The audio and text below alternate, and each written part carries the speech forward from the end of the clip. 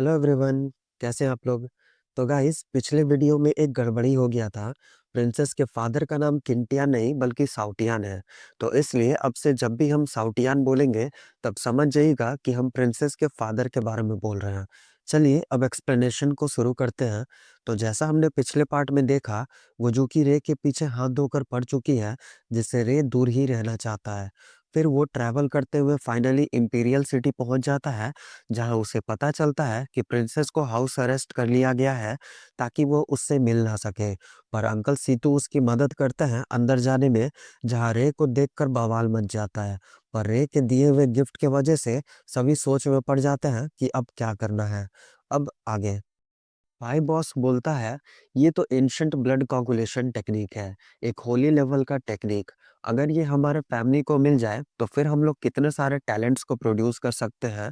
तो सेकंड सन बोलता है, पर जैसा हम लोग जानते हैं रे एक एंशंट टैबू को टच कर चुका है, जिसमें जान जाने का खतरा है।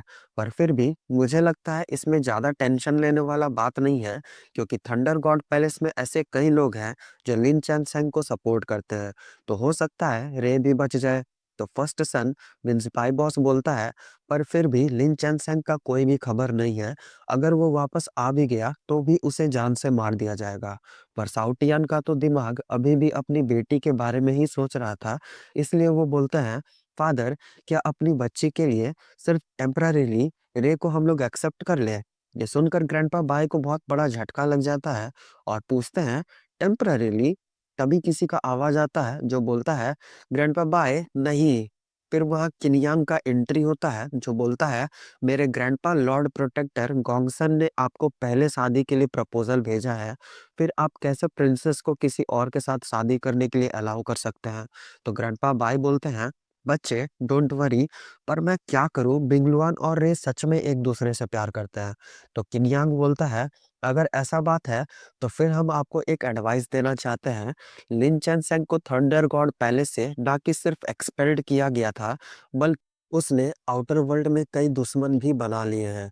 अगर रे फ्यूचर में थंडर गॉड पैलेस में एंटर भी हो गया तो भी वहां ज्यादा देर टिक नहीं पाएगा, क्योंकि लिन चैन के दुश्मन उसे वहां रहने ही नहीं देंगे। और ऊपर से अगर वो आपका क्लैन ज्वाइन करता है तो इससे लिन चैन के दुश्मन आपसे गुस्सा भी हो सकते हैं। पर हम डिफरेंट हैं। मेरी माँ ना कि सिर्फ थंडर गॉड पैलेस से है, बल्कि टियानगो क्लैन से भी बिलोंग करती है। फिर भला रे जो कभी भी मर सकता है, उसे मुझसे कैसे कंपेयर किया जा सकता है? फिर उसका गार्ड बोलता है, यंग मास्टर ने पहले शादी के लिए प्रपोज किया था, फिर भला आप लोग कैसे रे को शादी के लिए अलाउ कर सकते हैं? इससे इनका कितना इंसल्ट होगा। फिर भला हम आप लोगों को कैसे माफ कर सकते हैं? फिर अपना मार्शल स्पिरिट को बाहर निकाल लेता है, जिसे देखकर तो सभी बुरी तरीके से डर जाते हैं, क्योंकि वो एक वुल्फ की तरह हॉल कर रहा था। ऊपर से ये स्पिरिट डिवाइन मार्शल रेल्म के 7th लेवल का था। अपना रे भी सिर्फ 6th लेवल पर ही है।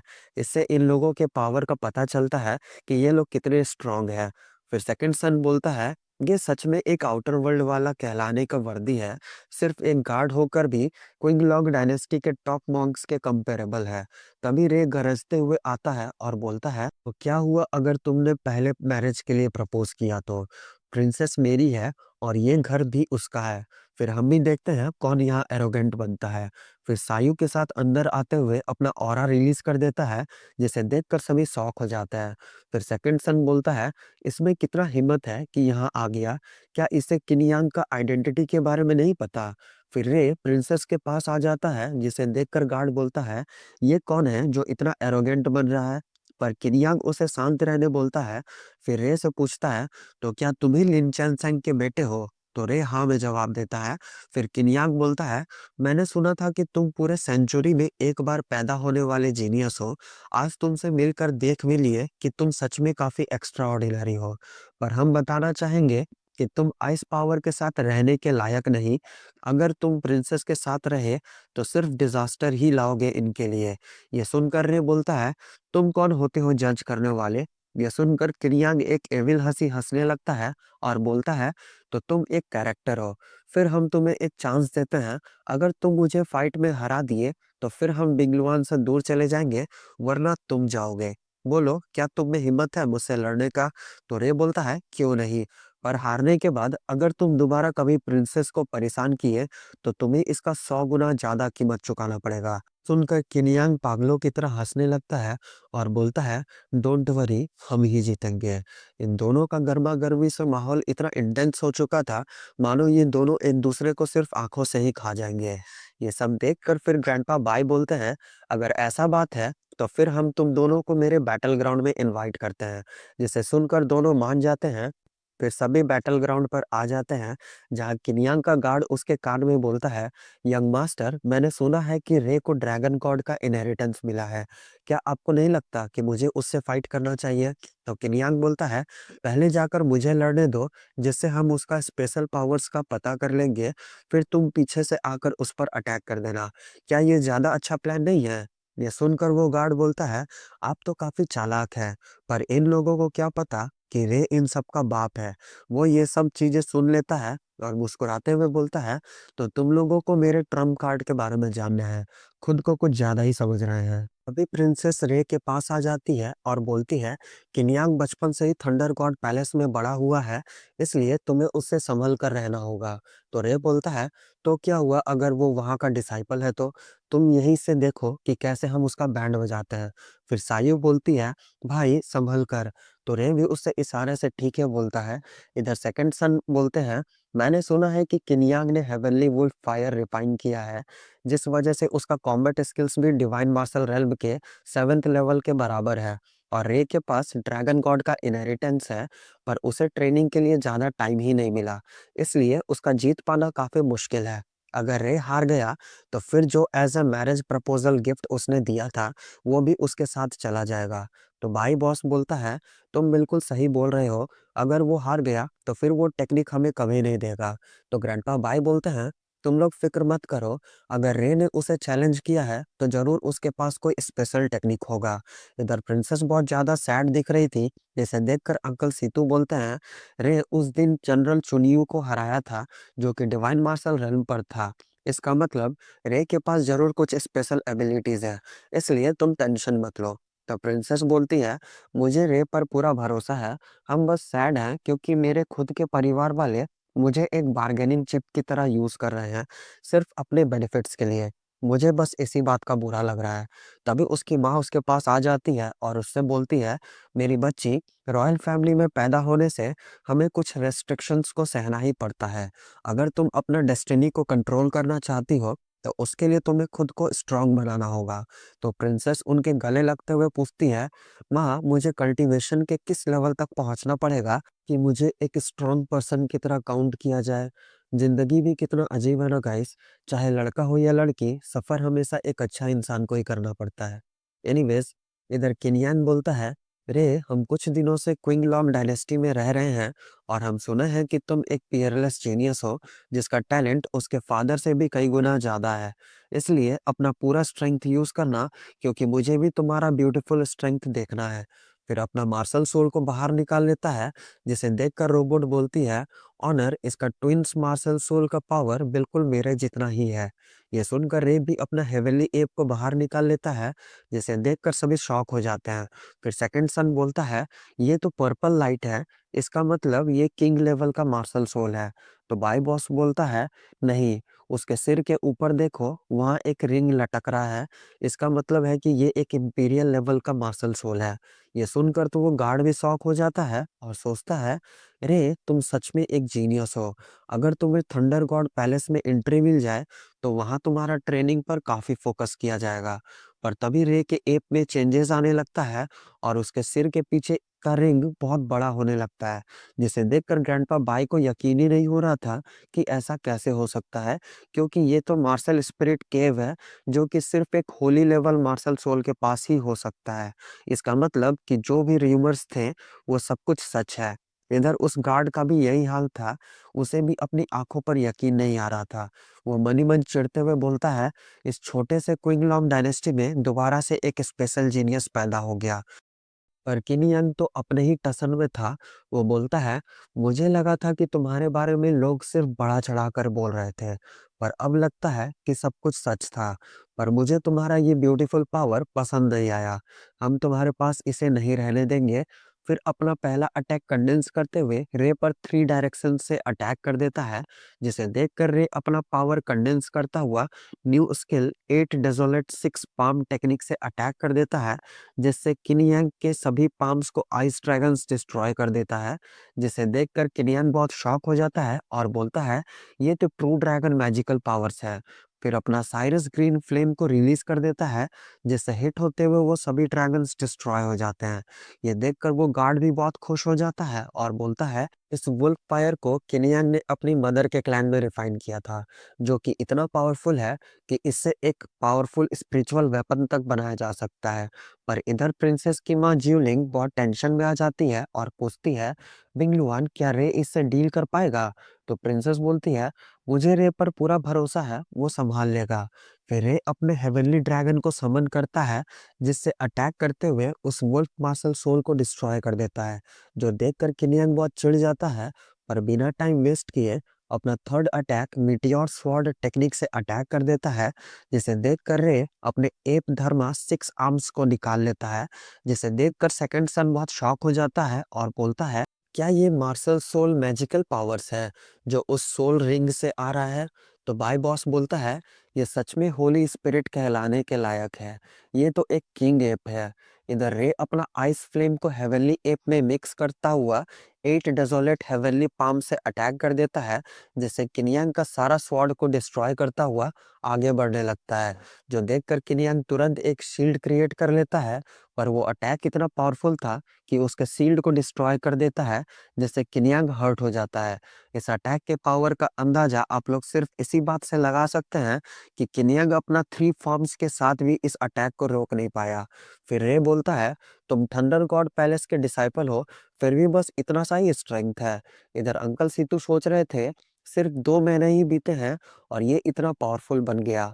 इस तरह का कल्टीवेशन स्पीड को भला कौन ही मैच कर सकता है। इधर किनियांग का शो ऑफ अभी भी खत्म नहीं हुआ था। वो बोलता है तुम वाकई में काफी स्ट्रांग हो, पर मैंने अभी तक अपना फुल स्ट्रेंथ को यूज नहीं किया, ये तो बस वार्म अप था। फिर अपने साइरस ग्रीन फ्लेम के सेकंड फॉर्म को यूज करता है, जिससे उस फायर का हीट कई गुना ज्यादा बढ़ जाता है, जिससे पूरा ग्राउंड जलने लगता है, जो देखकर गार्ड बोलता है इस वुल्फ फायर को एक निर्वाणा रेल्म के मॉन्क ने बनाया था, जिसे यंग मास्टर ने बाद में रिफाइन कर लिया। अब देखते हैं रे कैसे बचता है। इधर प्रिंसेस ये सब देखकर बहुत डर जाती है, पर फिर भी किसी तरह खुद को कंट्रोल करने का कोशिश कर रही थी।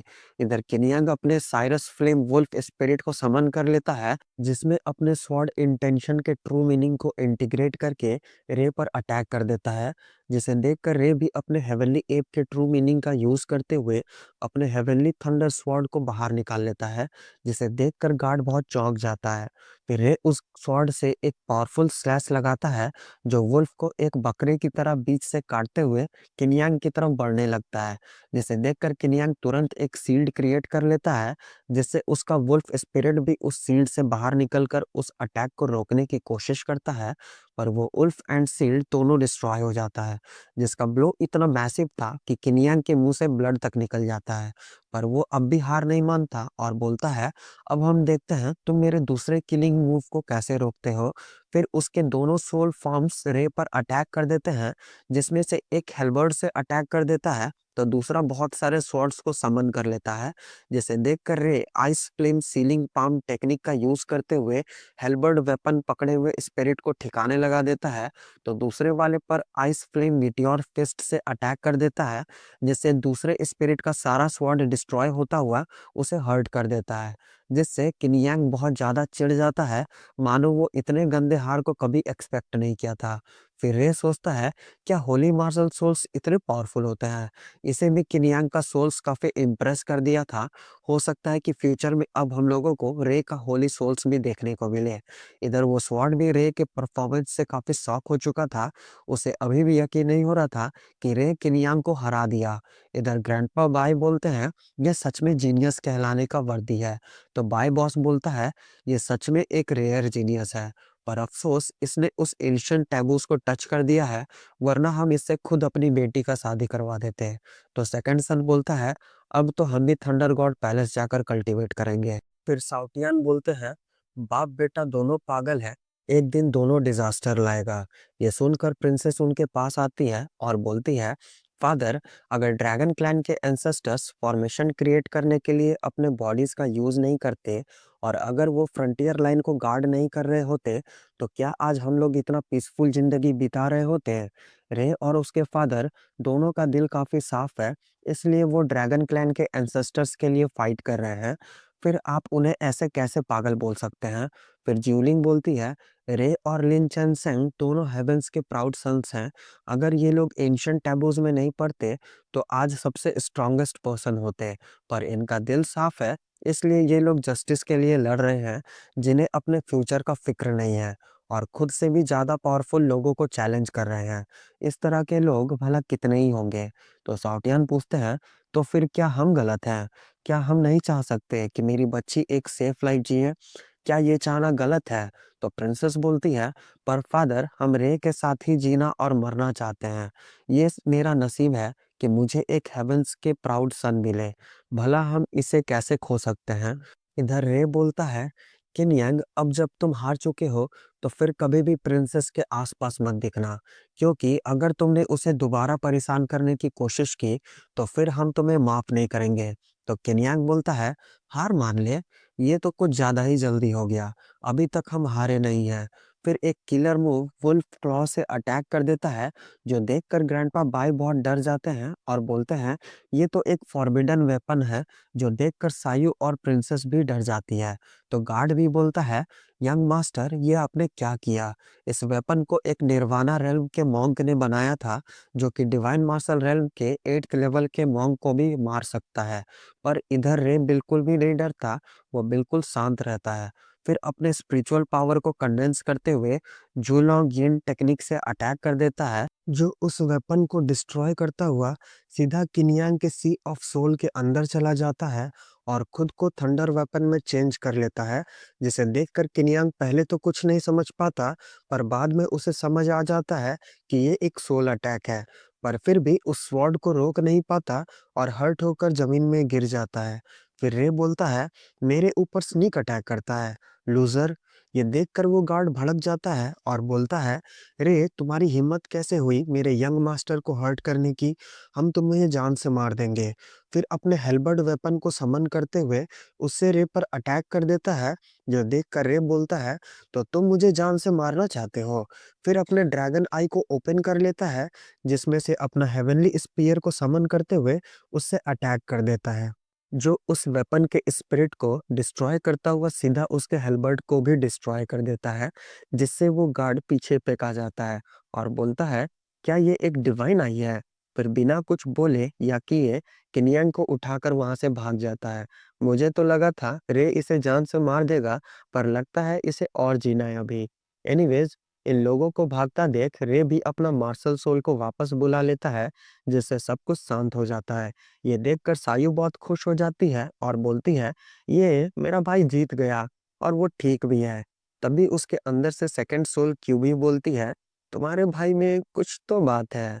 इधर ग्रैंडपा बाई सोच रहे थे, रे का टैलेंट सच में काफी एक्स्ट्राऑर्डिनरी है, भला उस स्पीयर को कितने ही लोग रोक पाते। फिर तभी रे बोलता है, योर हाइनस, हम ये ड्यूल जीत चुके हैं और अब टाइम भी आ चुका है कि आप मुझे जवाब देते। ये सुनकर ग्रैंडपा बाई थोड़ा सोचते हैं, फिर बोलते हैं, रे, तुम सच में बहुत टैलेंटेड हो और मेरी बिंगलुआन का नसीब है कि उसका शादी तुमसे होगा। पर जस्ट बिकॉज कि तुमने उस एंशिएंट टैबू को टच कर लिया है, तो जिस दिन भी तुम्हारा सामना गॉड्स से होगा, उस दिन तुम सिर्फ डिजास्टर ही लाओगे। और हम कितना भी अपने दिल से तुम्हें अपने फैमिली में क्यों ना चाहे, पर फिर भी हम कुछ नहीं कर सकते, क्योंकि हम एंस मेंशन का एक रूलर भी है और अपने फैमिली को इस तरह खतरे में नहीं डाल सकते। इसलिए हम डिसाइड किए हैं कि बिंगलुआन को हम एंस मेंशन से एक्सपेल कर देंगे, उसका नाम फैमिली ट्री से हमेशा के लिए हटा देंगे, फिर वो तुमसे शादी कर सकती है। तो बताओ बिंगलुआन, तुम क्या चाहती हो? ये सुनकर तो प्रिंसेस बुरी तरह से परेशान हो जाती है और सोच में पड़ जाती है कि क्या करें।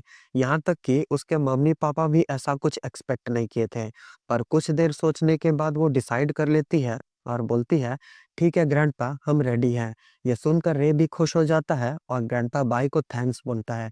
ये सुनकर ग्रैंडपा बाई हंसने लगते हैं और बोलते हैं, मुझे अभी थैंक्स मत बोलो, तुम्हें पहले मुझे वो गिफ्ट देना है जो तुमने उस गिफ्ट लिस्ट में लिख कर दिया था। तो रे बोलता है, आप फिक्र मत कीजिए, उसमें लिखा गया स्किल्स एंड स्पिरिचुअल एसेंस आपको मिल जाएगा और हम जितना ज्यादा दे सके उतना ज्यादा दे देंगे। ये सुनकर ग्रैंडपा बाई खुश हो जाते हैं। फिर बोलते हैं, अब मुझे योर मैजेस्टी को भी इस बारे में बताना है, क्योंकि वो भी बिंगलुआन के ग्रैंडफादर हैं। अगर उन्हें कोई परेशानी नहीं हुआ इन सब चीज़ों से, तो चीज़ें आसान हो जाएगा। गाइस, आपको पहले बता दूं कि यहाँ पर योर मैजेस्टी कौन है, इस बारे में अभी कंफर्म नहीं है। पहले तो लग रहा था कि ग्रैंडपा ही एम्परर है, बट अब उनकी बातों से लग रहा है कि कोई और भी एम्परर है। तो अब आगे वाले एपिसोड में ही पता चलेगा कि एक्चुअल में सच्चाई क्या है। फिर ये सुनकर रे बोलता है, फिर हम अभी आपको थैंक्स बोलते हैं इन सब के लिए। तो ग्रैंडपा बाई बोलते हैं, तुम्हें इतना पोलाइट होने की जरूरत नहीं है बच्चे। फिर बाई बॉस से बोलते हैं, तुम रे के रहने का अरेंजमेंट मेरे ही घर में कर दो, कुछ दिन के लिए ये यही रहेगा। इसी के साथ एपिसोड खत्म। वैसे गाइज, मुझसे किसी ने पूछा था कि रे की कितनी वाइफ्स होगी, तो भाई लो देख लो, एक तो मिल गई, बाकी का फ्यूचर में पता चलेगा। चलो एंजॉय करो, मिलते हैं फिर कल।